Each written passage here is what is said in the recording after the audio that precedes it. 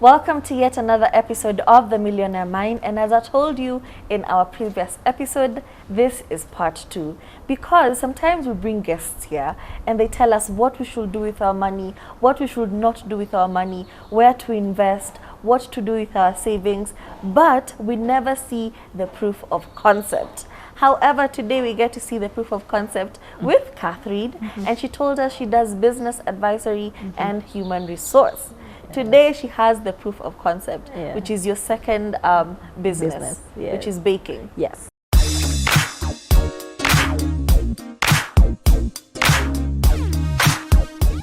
So baking, we operate as Katie's Bakery, and it started about 9-10 years ago. Wow. Yes. And it was, you can't be telling people, because that's the question. Every time I walked into a business meeting, people asked, but where have you done this before? It did not help the fact that the business that I was running, which was a business advisory and HR firm, was actually growing successfully. They just thought, but have you done something else? And I understood my clients, and I decided, okay, let me try something. Yeah, show us how you implemented these 7 steps. Exactly. And so that is how Katie's Bakery was born. That plus the fact that I had done quite an intensive time of work for a while, and I was getting tired, so I decided, let me take a break a little bit from work. But then I'm such a busybody, I don't know how to just sit still. So I sat down, I was like, okay, let me bake banana bread. Okay. And that's how Katie's Bakery was born. Yeah. I just sat home, I was like, okay, let me make banana bread. I grew up with a mother who bakes and sells. So she's been my inspiration to do that, to continue with that. That's how it started. And I love how, you know, in our previous episode you had talked about turning passion projects into things that make money. Was it the same case for you? Yes. So a year in, I sat down and I was like, how do I make this not a very expensive hobby? Because some of us have very expensive hobbies. True. How do I make this into a business? So I got online, created a social media presence at that time, and then I started thinking, what am I selling? Who am I selling to? Who are my clients? What can they take from me? So from the basis of what I knew then, I started selling this, and it started from family and friends. Those are the people who supported me first. Exactly. And then slowly, people started referring. I actually say, by the time you're getting to your 3rd or 4th refer, even in business, you're in business, because it's one thing for me to be buying, my parents or my siblings to be buying stuff from me, but it's another thing altogether if their friends are buying and then their friends, like you've now broken through into that space. You've created, whether a niche market or a whole clientele of yourself, you've created a market for yourself. Okay. In case you didn't know this about me, I also love baking. Okay. Awesome. I've been known to bake this and that. I've sold a few pieces here and there. However, it's just been that where I think mine started during COVID, where everyone had this challenge to do banana bread. And we did banana bread, and then we were tired of it. And then I started doing, you know, birthday cakes. Or cakes we'd do at home. And my neighbor said, you know what, bake ya mtoto wangu ya birthday, I will give you something small. And I did for her son's birthday. And then she told a friend.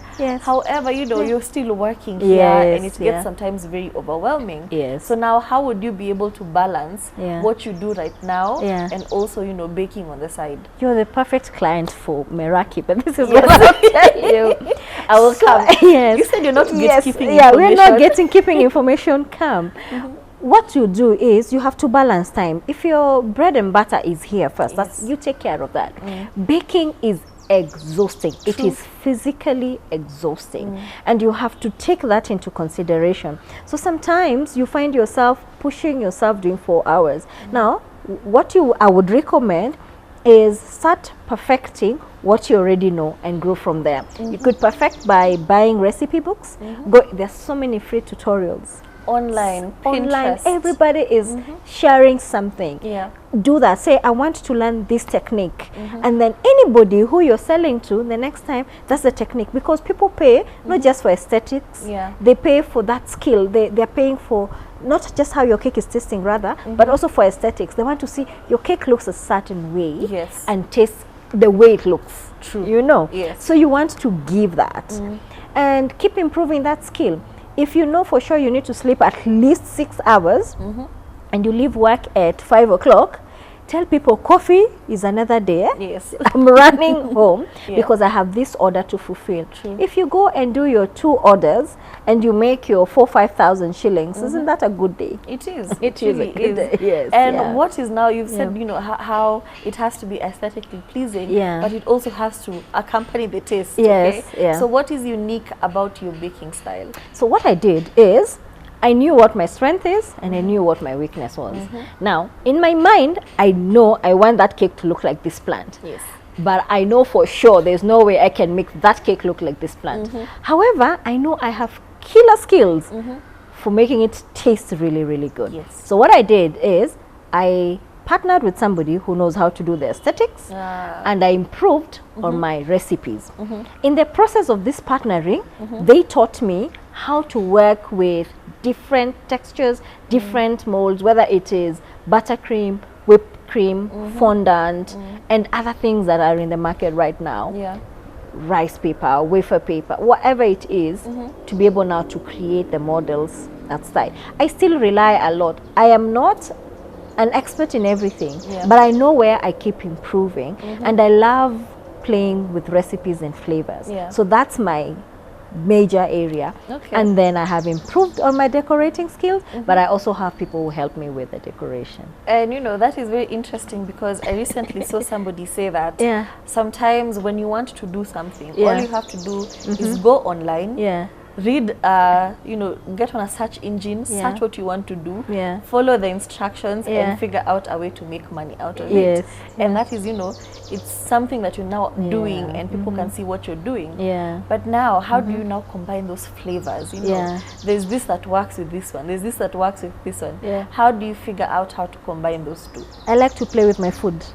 That's the truth. I like to play with my food. I want to know whether orange will go with pineapple, if it will be too sweet, if it will be too acidic, and then to know your client as well, because there are clients who say, I don't want too much sugar in my, or I don't want something that's so, the people who really like, there's a profile of client that love really sweet stuff, and you know what you're going to recommend for them. There are people who like something so subtle, they want cake but they don't want to choke on the sugar as well.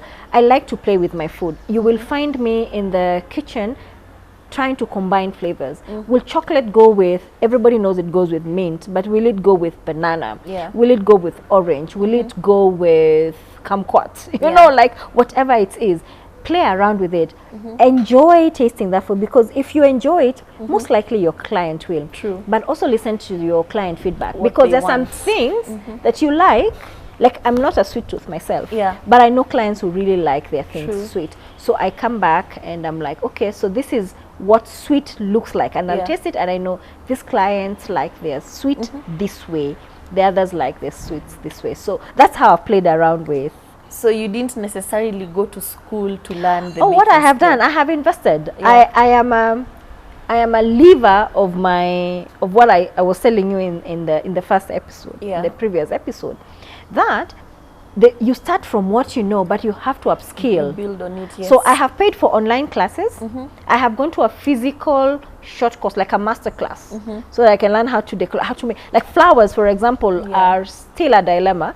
But I have taken time to go to somebody who's really mastered the art of making flowers. I have gone to a class for somebody who has mastered the art of making macaroons. I have gone to class so that I can learn from the professionals, so that you're not faking what it is. Because when you upskill, you add value to your business and to the service that you're giving to your client. And as well. So awesome. I feel like this is now a personal, it's a personal one for me. But now, as you're learning, and especially when it's a new business, because I can recount times when I've just been crying in the kitchen at 1 a.m. because I have an order, but it's not it's not doing what it's supposed to be doing. And sometimes, you know, you call that a loss and you start over again. So how do you now deal with those losses and make sure it doesn't affect how your business is now running? Let me tell you something. People say strategy is the mother of everything. But let me tell you, as a business person, resilience is the mother of everything. I have made a 3-tiered cake, left it to set, and in the morning found fondant all fallen down. Wow. Now, it is due on the day that it has fallen down. But you wake up quickly. You don't start asking yourself, why has it fallen? Don't cry like me. No, cry. By all means, cry. But don't stay there sobbing and mourning. Are you going to call the client and say you can't deliver the cake and they're waiting for the cake at noon? No, and they've already finished. You've already taken the deposit. What you do is you figure out, how can we solve and recover this? You recover it, and then after you've delivered the cake, come back home in the midst of tears, figure out, why did this happen? And I have had many of those instances. And there are many, many instances I've quit my baking business. Many. Like, this is the last cake I'm baking. That is how I also quit, you know. Every baker, every artist, especially somebody who does work with their hands, they will quit their business they will quit their business almost every day. Because there's so many challenges that come with it. But then resilience is, oh, I went and they said, oh my God, they don't know what you suffered last night. Yeah, you delivered such a beautiful piece. And they're like, oh my goodness, that was so nice. That motivation is enough to get you back into the kitchen the next day. And that's usually, you know, the joy out of that. So now, how do you recommend a specific flavor for a client? Because, you know, even in the HR business, you know how a client comes to you and they say, this is what is happening. But you know very well, you know, there's a deeper cause. But now when it comes to cake now, how do you recommend a flavor to a client? Because sometimes they'll say, I want this and this and this, and you know very well, that might not really work out.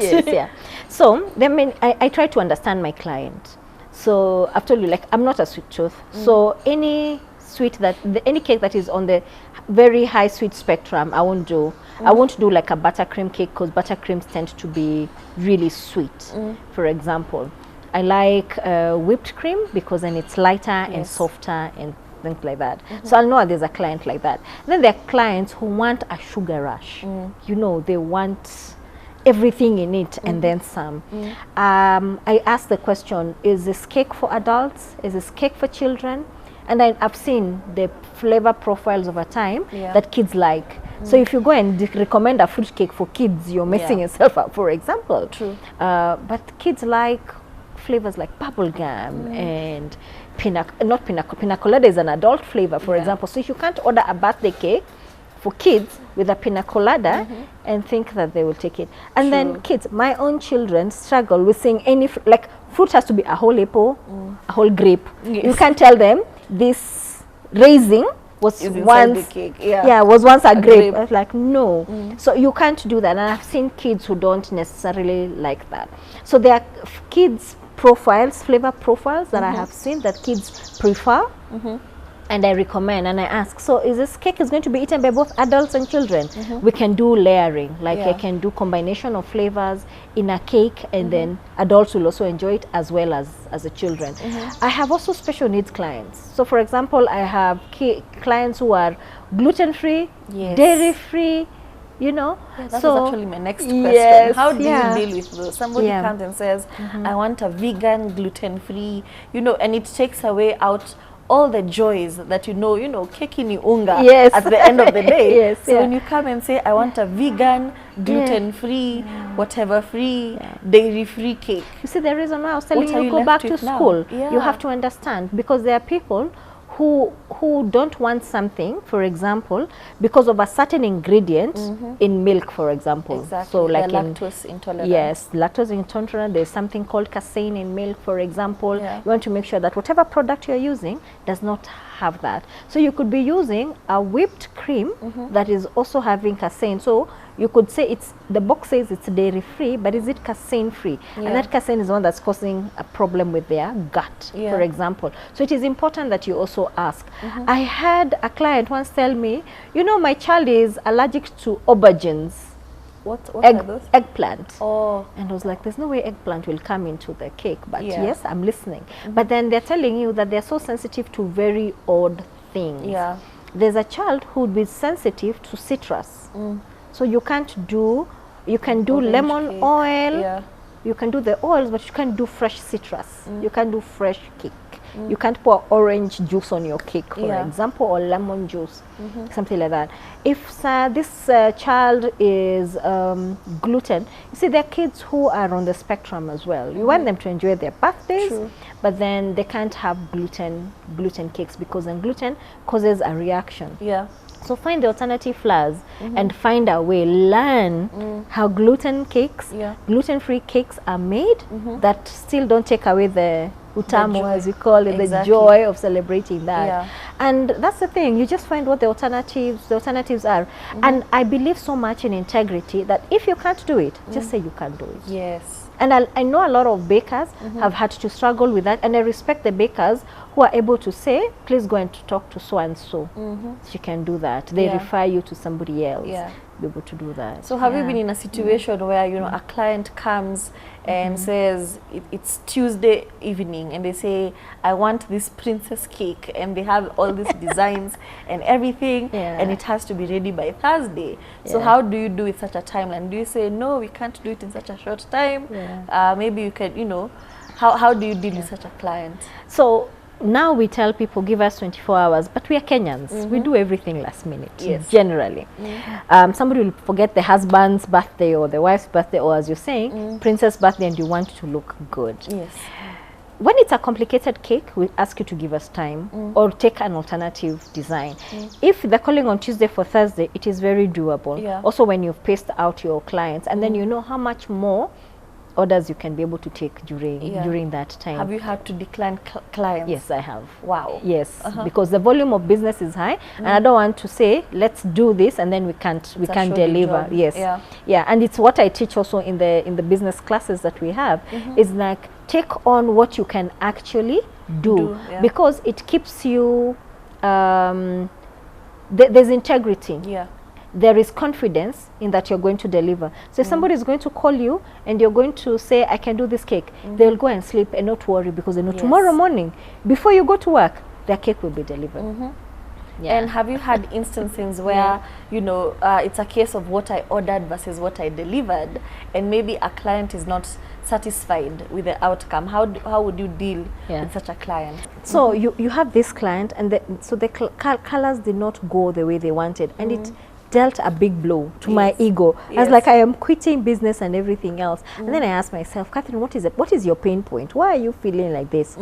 The cake is nice, and you look at the cake and you're happy with the cake, right? But the client isn't. And it's not about you being pleased with the cake, it's about the client being pleased with the cake. I told them, the next time you order, since you already have the cake and you've eaten it, the next time you order, then I'll do something. So I was able to give them something, acknowledging that that's not what they actually wanted. But I've never had a design issue, and I pray that it remains remains like that. Brands, okay? We really love them. So now, you know, apart from, you know, clients coming in with the, you know, with their opinions, what about constructive criticism, where somebody says, you know, how do you deal with that? Especially, you know, it's your business, it's your passion project, and you feel very accused and very attacked. How would you deal with such a situation? It is hard to hear, but I'm always open to it, because I have learned the hard way. My harshest critics are my kids. I have a boy and a girl. They are my harshest critics. They tell me, Mom, this is... I don't like it. No, don't like when we're especially testing their recipes. And then my mom also, she was like, what were you thinking when you were doing this one? Oh, this is really nice. You know, so my family has really been supportive in around that area. But I also listen to my clients, a huge part of them being a group of friends around. There was a time that I had a Katie's Kitchen, which was, they were the first ones to test a new product before it launched into the market. I launch a new flavor every year into the market by design. So they would come and tell them, you guys are going to eat this cake until you tell me, okay, now it's okay. So I tested like, no, it's too sweet or it's too on this side, then I'd also check what their flavors are, but I also know what I'm trying to tell them. With this cake, this is what I'm trying to achieve. And then they tell me, well, you nailed it, or you've seen the, you know, they nailed it, yes. Yeah, you nailed it, and or you didn't, yes. Yes, and children don't lie, which is the best thing. So that's how I've also learned to know about what flavors the kids like and what they don't like. Awesome. Yes. And now, what are the pros and cons of, you know, the baking business? It is physically exhausting. True. I have learned to be able to be on my feet for 7-8 hours straight. Sometimes my back hurts, my fingers hurt, I get tired because you have a big project and you're trying to do that together. Some details you can miss. We try, when you're doing like a leaf, for example, to be as authentic and as close as possible to delivering that. Which means, if I look at this particular one, it has 3 shades of green on it already, and just trying to deliver that can be very disheartening. So you have to know what to do and what not to do, and sometimes they break when you're making them. They break. So you also take a lot of losses in the baking business as well. But there's so much joy when you go to a wedding anniversary, for example, and you deliver a cake and you see the oohs and ahs, or when you take to a birthday cake to a client as like you become our plug, or you go and take there's once I delivered a cake and that kid looked at her cake and then she came and hugged me, you know, stranger supplier. Or one day when I was setting up a wedding cake and then you see this bride coming in, because all I was looking out for was the eyes of the bride. I didn't care for anybody else. And she gets out of the marching band to come and hug me. It's like I could go home now. I can go home and rest. So there are many highs, there are many lows, but it's worth it. I have seen baking prove to me that you can turn a passion project into a business. But I've also seen how much joy it gives and how on its own it can take care of me. Like when COVID happened and things went down, we went into the production of block bread because people were sitting at home and just eating. So it was good. That is all we were doing. That's all everybody was doing. But in the process, I also started developing jams. So I started doing jam and the sauces you pour on your waffles and pancakes and things like that. That is so awesome. And now, as we wind up, what advice would you give about, you know, cake storage and consumption? People like to keep their cakes in the fridge. Open. The cold air in the fridge dries out a cake. So the trick is, cake always tastes better the next day. Truth, because the flavors are blended. But it won't taste better if it is dry. So keep your cake covered. If you don't want to put the entire cake box in the fridge, take it out, wrap it in cling film.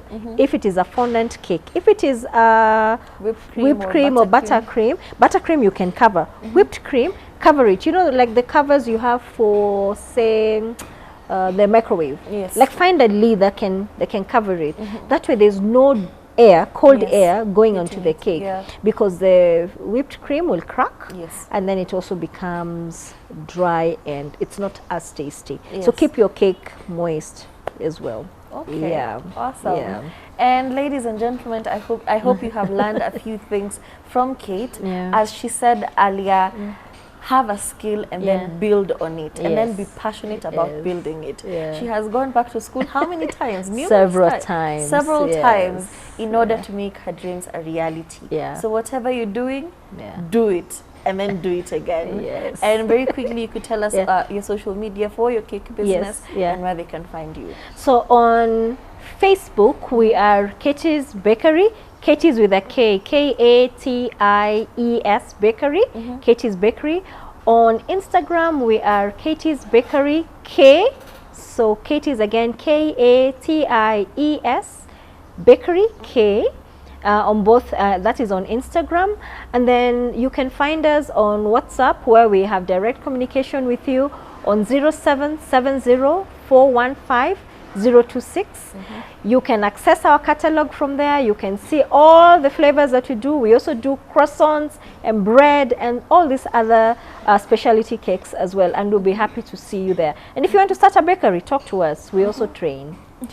Thank you very much for coming on our show and educating us and showing us the proof of concept. We're very happy to have you. Thank you so much. My name is Turife, and this is The Millionaire Mind.